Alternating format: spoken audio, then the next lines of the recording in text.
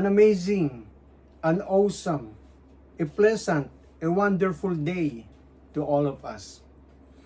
This is Pastor Zulivar, once again, sharing God's Word, and I would like to share to you from the book of Judges, chapter 3, verse 7.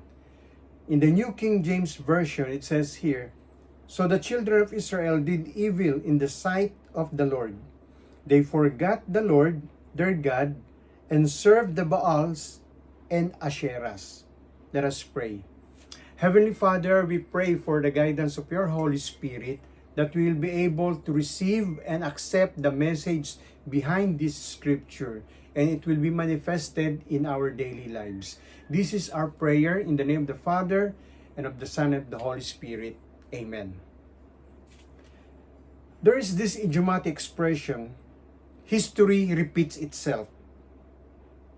And that is why the transition during those times wherein the Israelites were liberated from darkness to light, from curse to blessings, or the other things that can give them a better life.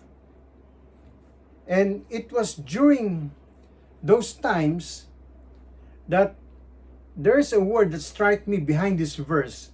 It is the word forgot.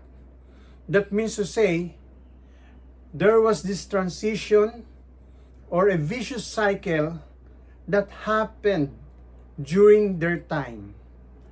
From curse to blessing to curse. From darkness to light to darkness. So, as believers and faithful servants of the Lord, we must always be on guard. We must be alert and watchful.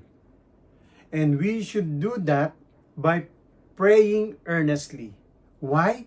Because we should not allow those dark ages, those past wherein we are under curse, to go back again.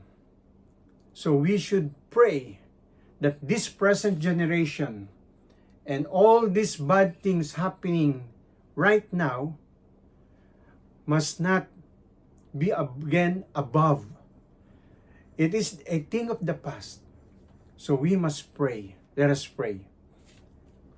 Dear Jesus, thank you for giving us a better life. We believe, Lord, that as we continue to pray and accept, Lord, our responsibility of praying for our nation, we will not go back to the days wherein we are under curse, to those days we are under the darkness. And we believe, Lord, that as we pray, something good is going to happen.